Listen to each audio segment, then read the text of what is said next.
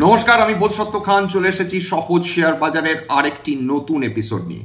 প্রিয় বন্ধুরা, আশা করি সবাই ভালো আছেন এবং সুস্থ আছেন। আজকের 18 মার্চ অবশেষে এমন একটা র্যালি দেখা গেল যেটা বিনিয়োগকারী, ট্রেডার্স, স্বল্পমেয়াদী বিনিয়োগকারী সবাইকে এক প্রকার আশ্বস্ত করেছে। অন্তত বাজারে যদি ভয়ানক কিছু না ঘটে, যেটা আমরা খেয়াল করে দেখছি যে 22,350 থেকে 22,600 মধ্যে একটা সাইডওয়াইজ মুভমেন্ট নিচ্ছিল, আজকে সেখান থেকে আবার একটা ঊর্ধ্বমুখী র্যালি এসেছে। এটাকে রিলিফ র্যালি বলুন, এটা একটা আশঙ্কা থেকে বেরিয়ে আসা বলুন, একটা দমবন্ধকর অন্ধগলি থেকে বেরিয়ে আসা বলুন, যাই বলুন না কেন, বিনিয়োগকারীরা একটু মনের আরাম বা শান্তি পেয়েছেন, সেটা বলা যেতে পারে। আজকে সারাদিন ধরেই নিফটি, সেন্সেক্স, বিভিন্ন সেক্টরাল ইন্ডাইসেস সবগুলোই স্টেডি ছিল। কয়েক পয়েন্ট এদিক ওদিক হয়েছে, সেটা যে কোনো শেয়ার বাজারের জন্য খুব স্বাভাবিক। ইন্ডিয়া ভিক্সে 2% ওপর পতন এসেছে, সেটাও বিনিয়োগকারীদের আশ্বস্ত করেছে। বিগতকালই আলোচনা করেছিলাম যে দেখুন, বেশ কিছু ভালো খবর ভারতীয় শেয়ার বাজারের জন্য একটু একটু করে আসছে। যখন মার্কেটে পতন এসেছিল তখন ভারতীয় শেয়ার বাজার তারা এই ধরনের ভালো খবরগুলোকে তারা দেখতে পেলেও তারা হয় ইগনোর করতে বাধ্য হচ্ছিলেন বা ভয়ের থেকে সেগুলোকে মনের মধ্যে তারা গ্রহণ করতে পারছিলেন না সদার্থকভাবে। বহু ভালো খবর এখন ভারতীয় শেয়ার বাজারকে সাবস্ট্যান্সিয়েট করছে বলা যেতে পারে। কি কি ভালো খবর আরেকটু নাটশেলে একটু বলে দিই, সেক্ষেত্রে যারা নতুন দেখছেন তাদের ক্ষেত্রে একটু সুবিধা হবে। গত কয়েক মাস ধরে আন্তর্জাতিক বাজারে জ্বালানি তেলের, অপরিশোধিত জ্বালানি তেলের দাম কমছিল, ক্রমাগত কমেছে, স্টেবিলাইজ করেছে, এখন $70 আশেপাশে সে বিভিন্ন ধরনের ক্রুড বাস্কেট, সেটা ইউএই বলুন, ইন্ডিয়ান ক্রুড বাস্কেট বলুন, মার্বান ক্রুড বলুন, ওয়েস্ট টেক্সাস ইন্টারমিডিয়েট বলুন, ব্র্যান্ড বা ক্রুড যাই বলুন না কেন, সমস্ত কিছু $70 থেকে $72 মধ্যে ট্রেড করছে, যেটা ভারতীয় অর্থনীতির জন্য নিঃসন্দেহে খুব ভালো।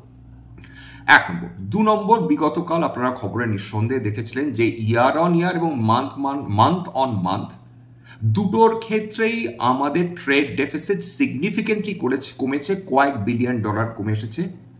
এটা ভারতীয় বিনিয়োগকারীরা অত্যন্ত একটা সদার্থক একটা দৃষ্টিভঙ্গি থেকে দেখেছেন, কারণ আমাদের যত ট্রেড ডেফিসিট কমবে, অর্থাৎ আমাদের যত আমদানি রপ্তানির তুলনায় কমতে থাকবে, তত বেটার। আপনারা ডেফিনেটলি জানেন যে আমাদের আমদানি বেশি হয়, রপ্তানি কম হয়। সুতরাং আমদানি যদি রপ্তানির থেকে কম হতে থাকে, মানে কম হয়ে যায়, তার থেকে ভালো খবর তো আর ভারতবর্ষের পক্ষে ডেফিনেটলি কিছু হয় না। সেটা কাজের কাজ হয়েছে। ইনফ্লেশন অর্থাৎ রিটেন ইনফ্লেশন 4%-এর নিচে চলে এসেছে 7 মাসের মধ্যে, সর্বনিম্ন 3.61%। হ্যাঁ, হোলসেল প্রাইস ইন্ডেক্স ইনফ্লেশন সেটা কিছুটা বৃদ্ধি পেয়েছে, 2 মাসের হাই, কিন্তু এমন কিছু নয় যেটা বিনিয়োগকারী বা রিজার্ভ ব্যাংকের চিন্তায় ফেলতে পারে। সার্বিকভাবে ভারতবর্ষের পরিস্থিতি খুব ভালো বা স্টেবল বলা যেতে পারে। জিডিপি গ্রোথ আমরা দেখেছি লাস্ট কোয়ার্টারে 6.2%, সেটা মারাত্মক ভালো না হলেও সেটা কমসে কম একটা দেশের স্টেবিলিটিকে ইন্ডিকেট করে। উপরন্তু বিগতকাল যে খবর এসেছিল যে আমাদের প্রধানমন্ত্রী তিনি বলেছেন যে চায়নার সঙ্গে সম্পর্ক ভালো করাটা দুটো দেশের পক্ষেই খুব মঙ্গলদায়ক হবে, যেটা চীন তারা বলেছে অ্যাপ্রিসিয়েট করেছে, সদার্থক পদক্ষেপ বলেছে। সেটাও বিনিয়োগকারীদের মনের মধ্যে একটা মনোবল ফিরিয়ে এনেছে, কারণ ক্রমাগত ট্রাম্প যখন হুমকি দিয়ে চলছিলেন, ওইদিকে চীন ওঁত পেতে বসেছিল। এখন এরকমটি নয় যে চীন ওঁত পেতে বসেনি, কিন্তু যে মারাত্মক একটা টেনশনের বাতাবরণ ছিল সেটা কিছুটা হলেও লাঘব হয়েছে বিনিয়োগকারীদের ক্ষেত্রে, এবং আজকে তারা সবাই খুব মন দিয়ে কেনাকাটা করেছেন, কেউ কেউ শর্ট কাভারিং করেছেন, এবং সেটা অ্যাক্রস দ্য বোর্ড হয়েছে। কেবলমাত্র মেজর ইন্ডাইসেস নিফটি এবং সেন্সেক্সেই যে আমরা উত্থান দেখেছি তেমনটি নয়, সমস্ত সেক্টরে আজকের আমরা একটা সাস্টেইনড র্যালি দেখেছি। কোন কোন ইন্ডাইসেস কিরকম উত্থান দেখিয়েছে সেটা নিয়ে একটু বলে নিই। যে নিফটি 50 আজকে 325.55 পয়েন্ট উত্থান নিয়ে বন্ধ হয়েছে, 1.45% উত্থান। বিএসসি সেন্সেক্স 1.53% উত্থান দেখেছে, 1131.31 পয়েন্টের উত্থান। অর্থাৎ বিএসসি সেন্সেক্স ৭৫,৩০০ ওপর বন্ধ হয়েছে, নিফটি 50 ২২,৮০০ ওপর বন্ধ হয়েছে। এই ক্লোজিংটা বিশেষজ্ঞরা খুব ভালো বলে অভিহিত করছেন। নিফটি ব্যাংক আজকে দারুণ একটা র্যালি দিয়েছে। বহুদিন ধরে নিফটি ব্যাংক একটা সাইড ওয়াইজ মুভমেন্ট চলছিল, আজকে নিফটি ব্যাংকে একদম তেড়ে ফুড়ে যেটাকে উত্থান, সেটা হয়েছে ১.৯৯% উত্থান। নিফটি আইটি আন্ডার পারফর্ম করছিল অন্যান্য ইন্ডাইসেসগুলোর তুলনায়, নিফটি সেন্সেক্সের তুলনায়, সেটাও আজকের ১.৩৩% উত্থান। অবাক করা র্যালি করেছে বিএসসি স্মল ক্যাপ ২.৭৩% এবং বিএসসি মিড ক্যাপ ২.১০%। ঠিক যে দুটো মানে ইন্ডাইসেসের কারণে, যে এই দুটো ইন্ডাইসেসের মধ্যে এরকম বহু বিনিয়োগকারী রয়েছেন, বিশেষ করে নতুন বিনিয়োগকারী, হয়তো বা অনভিজ্ঞ বিনিয়োগকারী, যারা প্রচুর পরিমাণ স্মল ক্যাপ এবং মিড ক্যাপে ইনভেস্ট করে বসেছিলেন, হয়তো কয়েক মাস আগেই করেছিলেন, তাদের পোর্টফোলিও যে এমনভাবে নিচে নেমে যাচ্ছিল, সেখানে ডেফিনেটলি আজকের উত্থানটা তাদের কিছুটা হলেও আশ্বস্ত করবে, কিছুটা তাদের মানসিকভাবে রিলিফ দেবে। নিফটি অটো, মজার ব্যাপার হচ্ছে মুডিজ আজকে খবর বেরিয়েছে যে মুডিজ টাটা মোটরসের উপর আমেরিকা যে যদি ট্যারিফ বসায়, সেটা টাটা মোটরসের উপর প্রভাব পড়তে পারে, মাদারসন সুমির ওপর প্রভাব পড়তে পারে। এই পরিপ্রেক্ষিতে তারা একটা আর্টিকেল দিয়েছিল, কিন্তু মুডিজের এই আর্টিকেল, সাধারণত মুডিজ যখন কোনো ধরনের এই ধরনের আর্টিকেলস তারা বা রিসার্চ আর্টিকেলস বের করে, সেগুলোকে বিশ্ববাসী তারা ইগনোর করেন না, বিশ্বের শেয়ার বাজার ইগনোর করেন না। কিন্তু আজকের উল্টো পুরানো হয়েছে। আজকের কোনো আর্টিকেল, কোনো রিসার্চ আর্টিকেল, কোনো ভয় ভীতি কিছুই পরোয়া করেনি কোনো সেক্টর। আজকের টাটা মোটরসে উত্থান এসেছে, নিফটি অটোতে 2.38% উত্থান এসেছে, বিএসসি ক্যাপিটাল গুডস 2.44% উত্থান, বিএসসি কনজিউমার ডিউরেবলস 2.57% উত্থান, BSc fast moving consumer goods 1.44% উত্থান, বিএসসি হেলথ কেয়ার 1.87% উত্থান, বিএসসি মেটালস 1.92%। অর্থাৎ মেজর যে ইন্ডাইসেস গুলো, সেগুলোর থ্রাস্টের ফলে আজকের গোটা মানে ভারতীয় শেয়ার বাজারে যে ধরনের যতগুলো সেক্টরস রয়েছে, তার অন্তর্গত যা যা কোম্পানিজ রয়েছে, আমাদের পরিচিত কোম্পানিজ রয়েছে, সেই সমস্ত কোম্পানিজগুলোতে কিন্তু একটা সাস্টেইনড মুভমেন্ট আমরা দেখেছি, এটা বলা যেতে পারে। এরপর চলে আসি আজকের, যদি ডলার ইন্ডেক্স দেখেন, ডলার ইন্ডেক্স এর আগে বলেছি যে ডলার ইন্ডেক্সের মেজারমেন্ট হয় ডলারের সঙ্গে অন্যান্য ইউরোপ, কানাডা মিলিয়ে তাদের ৬টা এমন অর্থনীতির কারেন্সি, সেখানে ডলার ইন্ডেক্স আস্তে আস্তে আস্তে আস্তে করে দুর্বল হয়ে চলেছে। ১০৩.৫৯ ট্রেড করছে, যদি আজকে সামান্য হালকা উত্থান নিয়ে ট্রেড করছিল, কিন্তু কোথাও না কোথাও ডলার ইন্ডেক্সে ডলার আস্তে আস্তে দুর্বল হচ্ছে। এইটা গত কয়েকদিন, কয়েক সপ্তাহ ধরে চলছে, যেটা বিশ্বের বিভিন্ন মার্কেটের জন্য অবশ্যই ভালো। তবে আমাদের চিন্তার কারণ কি? চিন্তার কারণ কিন্তু সোনা। সোনা ৩,০০০ পাউন্ড প্রতি আউন্স তো অলরেডি ছাড়িয়ে গেছিল বিগতকাল, আজকেরও উত্থান দেখেছে। আমাদের যদি ভারতীয় মুদ্রায় বলতে হয়, লাস্ট ট্রেড করছিল এমসিএক্স এর 4 এপ্রিলের যে এক্সপায়ারি রয়েছে, সেই গোল্ড 24 ক্যারেট গোল্ড 10 গ্রাম ৮৮,৮০০ টাকা প্রতি 10 গ্রামে ট্রেড করছিল, সর্বকালীন উচ্চতায় গিয়ে ট্রেড করছে। চিন্তা বৃদ্ধি করছে, চিন্তা বাড়াচ্ছে মানুষের। রূপো ১ লক্ষ টাকার উপর প্রতি 1 কিলো ছাড়িয়ে গেছে। লাস্ট যেটা 5 তারিখ মে 2025 এক্সপায়ারি, সেটা ১,০১,৮৯২ টাকায় ট্রেড করছিল। এই ডেটাটা আমি এমসিএক্স অর্থাৎ মানি কন্ট্রোলের মাধ্যমে পেয়েছি। ক্রুড অয়েল নর্মালি ট্রেড করছে, মারাত্মক চিন্তার কিছু নেই। সার্বিকভাবে এই যে ইনফ্লেশন কম, ক্রুড অয়েলের দাম কম, ডলার ইন্ডেক্স সেইটা প্রবলেমে পড়েছে। মজার ব্যাপার হচ্ছে ডলার টাকার তুলনায় গত ১ সপ্তাহ ধরে ক্রমাগত দুর্বল হয়ে চলেছে, এবং যেটা বলা যেতে পারে যে ডলার শেষ পর্যন্ত ৮৬ টাকা ৫৯ পয়সা, যখন লাস্ট ডেটা নিয়েছি গুগল ফিনান্স থেকে, তখন ৮৬ টাকা ৫৯ পয়সার কাছাকাছি ট্রেড করছিল, অর্থাৎ ৮৭ টাকায় নেমেছে, আজকে বেশ খানিকটা নিচে নেমেছে। সেটা ভারতবর্ষের পক্ষে খুব পজিটিভ। অর্থাৎ ডলার দুর্বল হলে, দুর্বল হওয়াটা প্রয়োজন রয়েছে আপাতত, আমাদের ইম্পোর্টের ওপর প্রেশার কম পড়বে। সব মিলিয়ে ভারতবর্ষের পক্ষে খবরগুলো, এবং যে কোনো সাধারণ খবর না, এই প্রত্যেকটা খবর ভারতীয় অর্থনীতির জন্য অতি উপকারী সাব্যস্ত হতে পারে। এমন খবরগুলো ভারতবাসীর কাছে, ভারতীয় শেয়ার বাজারে বিভিন্ন বিনিয়োগকারীর কাছে একসঙ্গে অ্যাকুমুলেটেড হচ্ছে। উপরন্তু গোটা বিশ্ব জুড়ে যদি দেখেন বিভিন্ন, এবং তার মধ্যে ইউএস মার্কেটসও রয়েছে। ইউএস মার্কেটস বলুন, আজকে যদি ইউরোপিয়ান মার্কেটস দেখেন প্রত্যেকটা প্রায় 1% উপর ট্রেড করছে। এশীয় মার্কেটস ইন্দোনেশিয়া বাদ দিয়ে সবগুলোই, সেটা হ্যাংসেন বলুন বা নিকেই বলুন, ভারতের গিফট নিফটি বলুন, সমস্তগুলো প্রায় তারা সবাই পজিটিভে ট্রেড করছে। অর্থাৎ ইউরোপ পজিটিভে ট্রেড করছে, এশিয়া পজিটিভে ট্রেড করছে। বিগতকাল রাতে আমেরিকান মার্কেট পজিটিভে বন্ধ হয়েছিল। এর ফলে যেটা হয়েছে যে ভারতীয় শেয়ার বাজারের মধ্যে একটা স্বস্তি এসেছে। জিওপলিটিক্যাল টেনশনস কোনো মার্কেটকে স্বস্তিতে থাকতে দেয় না, বিশেষত যদি সেখানে নিজের দেশ জড়িত থাকে। ট্রাম্প এই যে দিনের পর দিন হুমকি দিয়ে চলেছেন, মানে ভীতিরও একটা লিমিট থাকে। মানুষ ভয় পেতে পেতে পেতে পেতে একটা সময় তার ভয় আর থাকে না, তখন সে ডেসপারেট হয়ে যায়, তখন মনে করে যা হবে দেখা যাবে। বাস্তবিক ভাবে সেটাই আপাতত ফিরে আসছে। মানুষ যে গত 6 মাস ধরে নিয়মিত হারে ভয় পেয়ে চলছিল, তার ফলে আজকের আমরা যেটা দেখেছি, মানুষ ঝাঁপিয়ে পড়ে বিভিন্ন কোম্পানি শেয়ার্স কিনেছেন। ইউরোপের ক্ষেত্রে তো ডেফিনেটলি আলোচনা করলাম যে ইউরোপেও মোটামুটি পজিটিভেই ট্রেড করেছে। এবার ইউএস মার্কেটস পজিটিভে ট্রেড করেছে। এবার তার মধ্যে ডেফিনেটলি এটা বলে নেওয়া দরকার যে বিভিন্ন কোম্পানিজ যেগুলো আজকে সর্বোচ্চ বৃদ্ধি পেয়েছে, তার মধ্যে মানে আজকে ডেজ হাই উঠেছিল সেটা একটু বলে নিই। 197 পেটিএম, সেটা আজকে 7.5% উপর উত্থান। এছাড়া পিবি ফিনটেক, জোম্যাটো, খেয়াল করে দেখুন সমস্ত নিউ এজ স্টকস, তারা 7% উপর উত্থান। IIFL finance, CDSL, Poonawalla Fincorp, Angel One, খেয়াল করে দেখেছেন সিডিএসএল, আইআইএফএল ফিন্যান্স টা যদি বাদ দিই, এঞ্জেল ওয়ান, ক্যাম্পস, এরা প্রত্যেকে ক্যাপিটাল মার্কেট কোম্পানি। যেই মুহূর্তে আজকের মার্কেট ঊর্ধ্বশ্বাসে উপরের দিকে ছুটেছে, সঙ্গে সঙ্গে সমস্ত ক্যাপিটাল মার্কেট যে কোম্পানিজগুলো তারা আবার স্বমহিমায় ফিরে এসেছে, সব 5% উপর উত্থান। আরবিএল ব্যাংক, সেটাও 5% উপর উত্থান। এছাড়া Varun beverages, Torrent Power, BSE limited, খেয়াল করে দেখুন 4.65% উত্থান। এছাড়া Union Bank, KEI industries, Macrotech Developers, Indian Hotels, ভেল, ABB India capital goods, Mphasis, Chola investments, GAIL, Hindustan aeronautics limited, এরা সবাই 4% উপর উত্থান দেখেছে।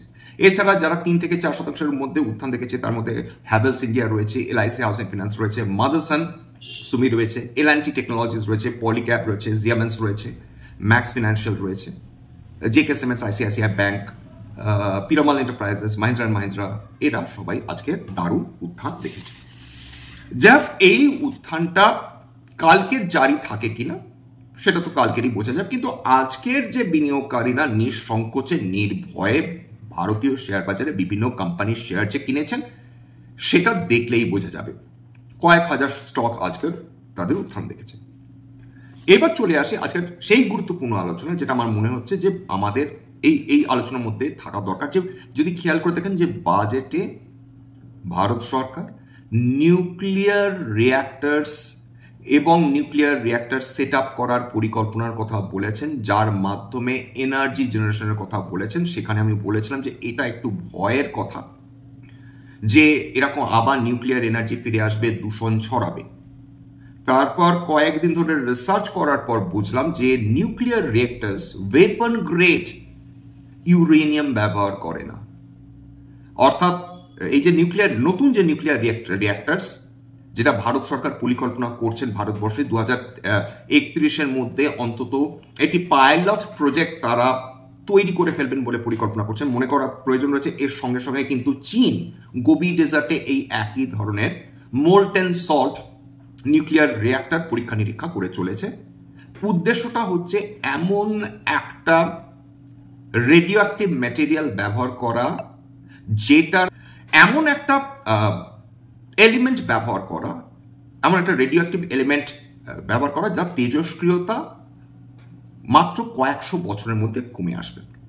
যেগুলো নিউক্লিয়ার বোম তৈরি করার জন্য কাজে লাগে সেগুলো কয়েক হাজার বছর লাগে তার তেজস্ক্রিয়তা কমে আসার জন্য। সেক্ষেত্রে ভারতবর্ষে এমন একটা তেজস্ক্রিয় পদার্থ রয়েছে যেটা মাত্র কয়েকশো বছরের মধ্যে তার যে তেজস্ক্রিয়তা কমে আসে, যেটা দিয়ে নিউক্লিয়ার ওয়েপন করা সম্ভব নয়, করা যায় কিন্তু সেটা অত্যন্ত ক্রিটিক্যাল একটা প্রসেস, এবং সেই এলিমেন্টটার নাম থোরিয়াম। এই ক্ষেত্রে বলে নেওয়ার দরকার বিশ্বের সবচেয়ে বেশি লার্জেস্ট থোরিয়াম রিজার্ভস রয়েছে ভারতবর্ষে। কোন স্টেটগুলোতে রয়েছে সেটা নিয়ে আলোচনা করব। এই তথ্যটা আমি পেয়েছি অ্যাটমিক এনার্জি এজেন্সি IAEA এবং United states geological survey USGS এর কাছ থেকে। সেখানে তারা দেখাচ্ছেন যে ভারতবর্ষের টোটাল 1 নম্বরে সবচেয়ে বেশি রিজার্ভ রয়েছে ভারতবর্ষের কাছে 8,46,000 টন। এইবার বিভিন্ন ওয়েবসাইটে আপনারা বিভিন্ন ধরনের ডেটা পাবেন, কিন্তু এই দুটো যেহেতু ওয়েবসাইট অত্যন্ত অথেন্টিক এবং এদেরকে গ্রহণযোগ্য হিসেবে নেওয়া হয় গোটা বিশ্ব জুড়ে, সেহেতু আমি এদের ডেটাটাই নিয়েছি। ভারতবর্ষের কাছে বিশ্বের লার্জেস্ট থোরিয়াম রিজার্ভ রয়েছে এবং এই যে রিজার্ভ এটা সাধারণত মোনাজাইট স্যান্ড বা রকে পাওয়া যায়, যেটা আমাদের কোস্টাল ভারতবর্ষে রয়েছে, যেমন কেরালা, তামিলনাড়ু, চলে আসবো কোথায় কোথায় রয়েছে এক্স্যাক্টলি কোন কোন স্টেটসে রয়েছে। এই থোরিয়ামটা ভারতবর্ষের পরিকল্পনা রয়েছে যে তারা যে মোলটেন সল্ট রিঅ্যাক্টরস গুলো রয়েছে সেইখানে তারা কাজে লাগাবে এবং এটা weapon grade radio active material নয়, ফলে এটা অপেক্ষাকৃতভাবে ক্লিনার নিউক্লিয়ার এনার্জি হিসাবে ট্রিট করা হবে। 2 নম্বরে ব্রাজিল রয়েছে 6,32,000 টন। এছাড়া অস্ট্রেলিয়া রয়েছে 3 নম্বরে 5,95,000 টন। ইউনাইটেড স্টেটস রয়েছে 4 নম্বরে 5,95,000 টন। 5 নম্বরে রয়েছে ইজিপ্ট 3,80,000 টন। এছাড়া টার্কি, ভেনেজুয়েলা, নরওয়ে, কানাডা এদের প্রত্যেকের কাছে সাবস্ট্যান্সিয়াল থোরিয়াম রিজার্ভ রয়েছে। সম্প্রতিকালে খবর পেয়েছি, আপনারা খবরটা যাচাই করে নেবেন, যে চীন একটা হিউজ থোরিয়াম রিজার্ভ তারা নিজেদের দেশে খুঁজে পেয়েছে। এটা হলে খুব স্বাভাবিকভাবে ভারতবর্ষের যে এনার্জি রিকোয়ারমেন্ট সেটা অনেক অংশে কমে আসার সম্ভাবনা রয়েছে, অনেক অংশে। এবং আপনারা ডেফিনেটলি জানেন যে আমাদের যে ইলেকট্রিসিটির প্রয়োজন হয়, যে বিদ্যুতের প্রয়োজন হয়, যে এনার্জির প্রয়োজন হয়, সেটা আমাদের চাহিদার তুলনায় কম।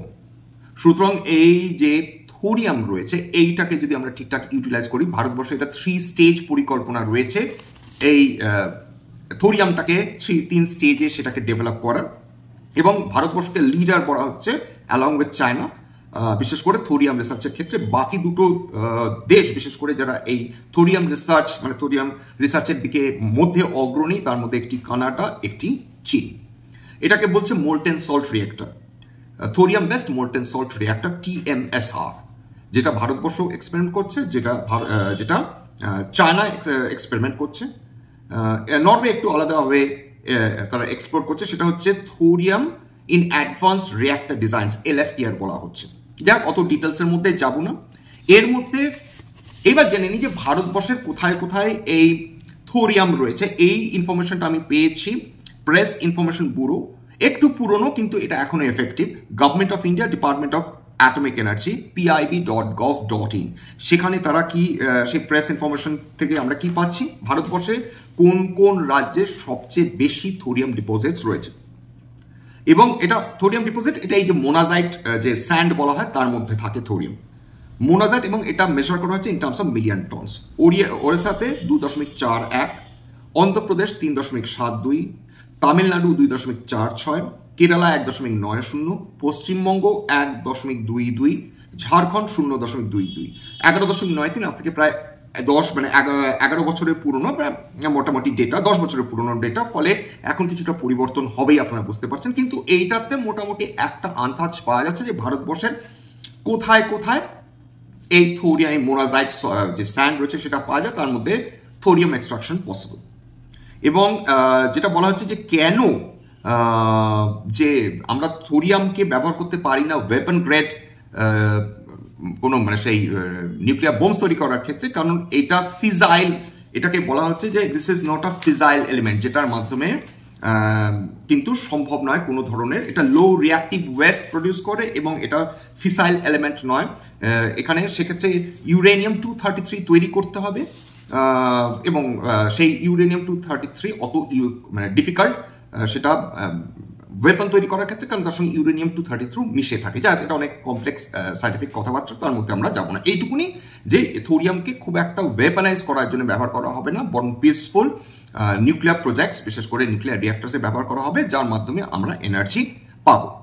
তার হাফ লাইফ এবার কম্প্যারিজন যদি করা হয় যে ইউরেনিয়াম রিঅ্যাক্টরস আর থোরিয়াম রিঅ্যাক্টরসের মধ্যে, সেখানে মেল্টডাউন রিস্ক বলা হয়, অর্থাৎ এক্সপ্লোশনের সম্ভাবনা ইউরেনিয়াম রিঅ্যাক্টার্সে অত্যন্ত বেশি, সেক্ষেত্রে থোরিয়াম রিঅ্যাক্টার্সে সেই ধরনের এক্সপ্লোশন হওয়ার সম্ভাবনা নেই, যেটা রাশিয়াতে ঘটেছিল। আপনারা ডেফিনেটলি জানেন সেই নিউক্লিয়ার রিঅ্যাক্টার্সে এক্সপ্লোশন হয়েছিল, যার ফলে প্রভূত মানুষ ক্ষতিগ্রস্ত হয়েছিলেন, প্রাণী মারা গিয়েছিল, গাছপালা ক্ষতিগ্রস্ত হয়েছিল। সেই মেল্টডাউন রিস্ক থোরিয়াম রিঅ্যাক্টার্সগুলোর ক্ষেত্রে কম, কারণ সেটা অ্যাটমসফেরিক প্রেশারেই কাজ করে।